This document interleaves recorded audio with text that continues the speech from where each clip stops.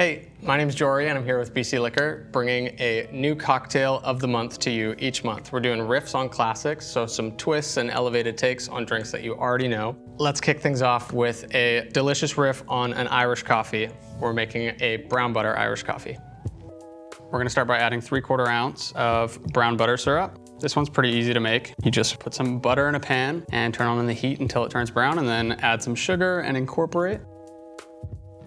We're gonna add 1.5 ounces of the Irish whiskey into the glass. Then we're gonna top up with our hot coffee. I find some of these classic warm cocktails are pretty one-dimensional, and so any little thing you can do to add some more depth is definitely encouraged. I know this makes a big difference in this drink. I'm gonna give this a little stir, make sure that our brown butter syrup is fully incorporated. It smells so good. I don't know if you've had a brown butter cookie before, but they're the best kind of cookie, and this smells like that. Then we're gonna add some whip on top. If you have like an aerosol can of whip, to get this texture, all you have to do is stir it. Once it's nice and full, we're gonna do the fun part.